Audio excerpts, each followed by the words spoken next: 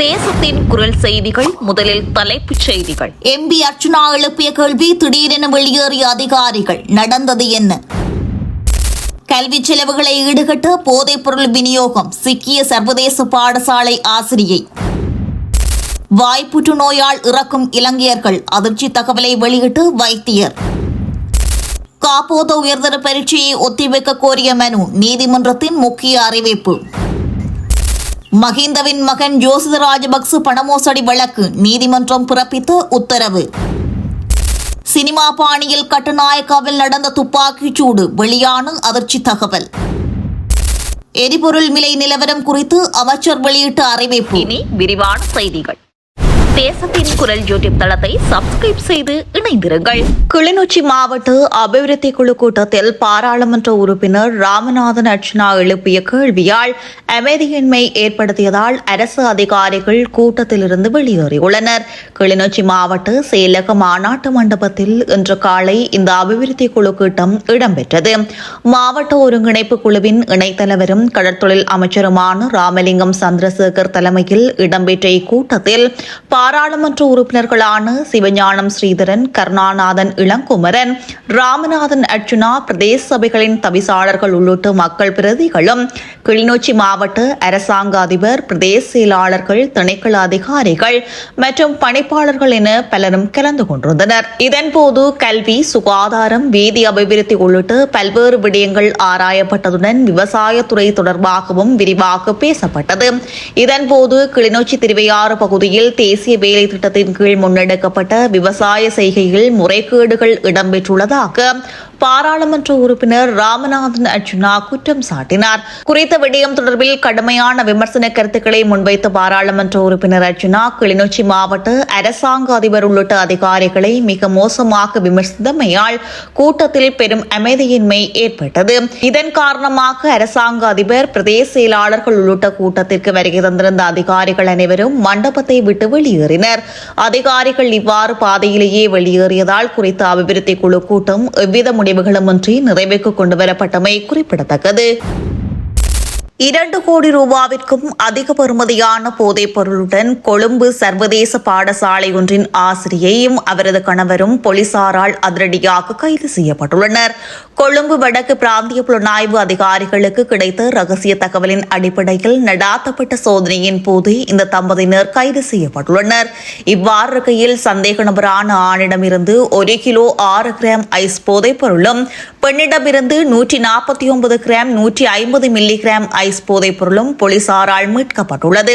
மேலதிக விசாரணைகளின் போது இவர்கள் மொதர மயூர என்ற பிரபல போதைப் பொருள் கடத்தல்காரர்களின் கூட்டாளிகள் என்பது தெரிய வந்துள்ளது. அத்தோடு இந்த தம்பதியினர் நீண்ட காலமாக இப்போதைப் பொருள் கடத்தலில் ஈடுபட்டு வந்துள்ளமையும் விசாரணையின் மூலம் தெரிய வந்துள்ளது. இவ்வாறு இருக்கையில் சந்தேக நபரான பெண் போலீஸ் விசாரணைகளின் போது தான் தனியார் கல்வி நிறுவனம் ஒன்றில் சட்டப்படிப்பு படித்து வருவதாகவும் அதற்கான கல்வி செலவுகளை ஈடுகட்டும் நோக்கிலேயே இந்த போதைப் பொருள் கடத்தலில் ஈடுபட்டதாகவும் அவர் தெரிவித்துள்ளார். விசாரணைகளின் பின்னர் சந்தேக நபரான பெண் மாளிகாகந்த நீதவான் நீதிமன்ற உத்தரவிற்கு அமைய 14 நாட்கள் விளக்கமறியலில் வைக்கப்பட்டுள்ளார்.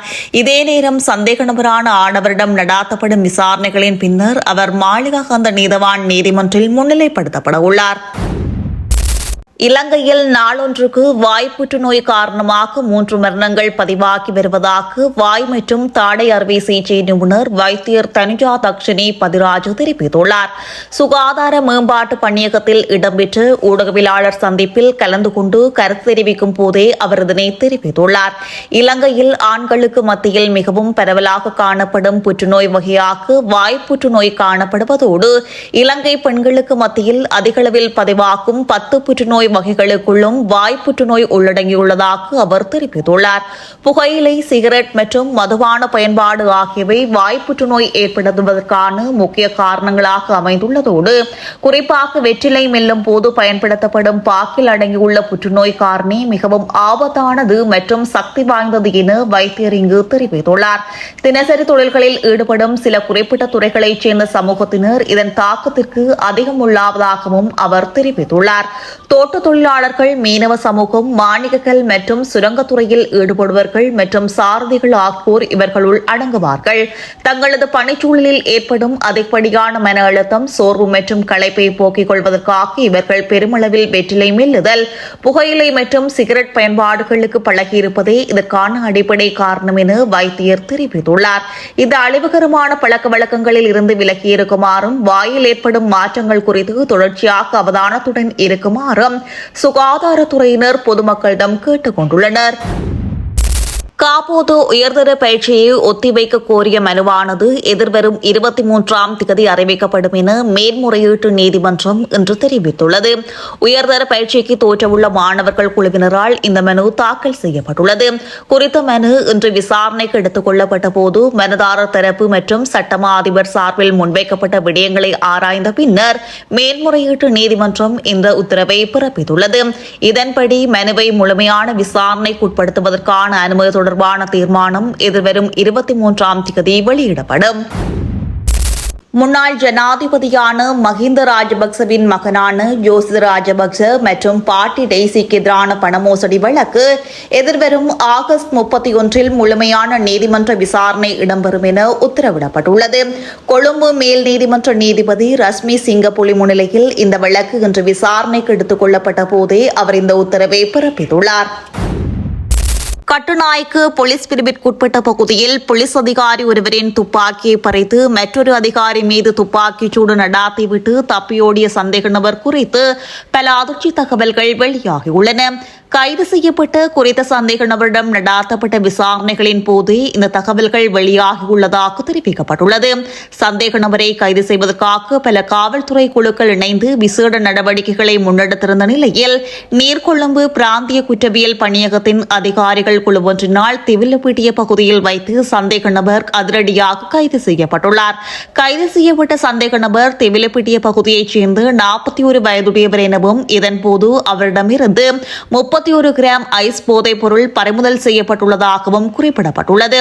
அத்தோடு சந்தேக நபரின் வசமிருந்து போலீஸ் அதிகாரியின் துப்பாக்கியும் கொள்ளையடிக்கப்பட்ட மோட்டார் சைக்கிளும் போலீசாரால் மீட்கப்பட்டுள்ளன. குறித்த சந்தேக நபர் 2008ஆம் ஆண்டு முதல் 2010ஆம் ஆண்டு வரை சிவில் பாதுகாப்பு படையின் கட்டுநாயக்க நகர பாதுகாப்பு பிரிவில் கடமையாற்றியவர் என்பதை விசாரணை அதிகாரிகள் கண்டறிந்துள்ளனர். துப்பாக்கிச் சூட்டு காயங்களுக்குள்ளான போலீஸ் அதிகாரி நீர்கொழும்பு வைத்தியசாலையிலும் தாக்குதலுக்குள்ளான மற்றைய போலீஸ் அதிகாரி மினுவாங்குட வைத்தியசாலையிலும் அனுமதிக்கப்பட்டுள்ளனர். இந்த சம்பவத்துடன் தொடர்புடைய மற்றொரு சந்தேக நபரை கைது செய்வதற்கான விசாரணைகளும் முன்னெடுக்கப்பட்டு வருகின்றதாக குறிப்பிடப்பட்டுள்ளது. நாட்டில் தடையின்றி எரிபொருளை விநியோகிக்க முயற்சிப்பதால் உலக சந்தையில் நிலவும் மிக குறைந்த விலைக்கு எரிபொருளை கொள்வனவு செய்ய முடியாமல் போகலாம் என சுகாதார மற்றும் வெகுஜன ஊடக அமைச்சர் நலிந்த ஜெயதிச தெரிவித்துள்ளார். கொழும்பில் நேற்று நடைபெற்ற நிகழ்வொன்றில் கலந்து கொண்டதன் பின்னர் கருத்து தெரிவிக்கும் போதே அவர் இதனை தெரிவித்துள்ளார். மேலும் அவர் தெரிவிக்கையில், மத்திய கிழக்கில் நிலவும் போர்ச்சூழலால் ஏற்படக்கூடிய எரிபொருள் தட்டுப்பாடு மற்றும் சவால்களை எதிர்கொள்வதில் கடந்த பிப்ரவரி 27ஆம் தேதி பின்னர் அரசாங்கம் மிகவும் அவதானமாக செயல்பட்டு வருகிறது. நாட்டின் தற்போதைய பொருளாதார நிலை சீராகி வரும் போதிலும் ஏதேனும் ஒரு துறையை முடக்கிவிட்டு எம்மால் முன்னோக்கி நகர முடியாது. அவ்வாறு முடக்கினால் அதனை மீண்டும் வளமைக்கு கொண்டுவர பாரிய பொருளாதார நெருக்கடியை சந்திக்க நேரிடும். எனவே எரிபொருள், மின்சாரம் மற்றும் உரமாகிய அத்தியாவசிய சேவைகளை தடையின்றி தொடர்ந்து வழங்குவதே அரசாங்கத்தின் முதன்மை இலக்காகும். தற்போது டீசல் நுகர்வு 11 வீதத்தாலும் பெட்ரோல் நுகர்வு 9 வீதத்தாலும் குறைந்துள்ள போதிலும் மத்திய கிழக்கில் நிலவும் அசாதாரண சூழ்நிலை காரணமாக எரிபொருள் ஒதுக்கீட்டு முறையை தொடர்ந்து பராமரிக்க வேண்டியுள்ளது. சர்வதேச சந்தையில் நிலவும் மசகு எண்ணெய் விலையின் ஏற்ற இறக்கங்களுக்கு அமைவாகவே உள்நாட்டு எரிபொருள் விலைகள் தீர்மானிக்கப்படும். சர்வதேச ரீதியில் அமைதி பேச்சுவார்த்தைகள் மற்றும் போர் நிறுத்த உடன்படிக்கைகள் குறித்து பேசப்பட்டாலும் எண்ணெய் ஏற்றிச் செல்லும் கப்பல்கள் மீதான தாக்குதல்கள் தொடர்கின்றன. இதனால் இலங்கையில் எவ்வித தடையுமின்றி தொடர்ந்து எரிபொருளை விநியோகிப்பதை உறுதிப்படுத்த நாம் முயற்சிப்பதால் உலக சந்தையில் நிலவும் மிக குறைந்த விலைக்கு எம்மால் எரிபொருளை கொள்வனவு செய்ய முடியாமல் போகலாம் என தெரிவித்துள்ளார். தேசத்தின் குரல் யூடியூப் தளத்தை சப்ஸ்கிரைப் செய்து இணைந்திருங்கள்.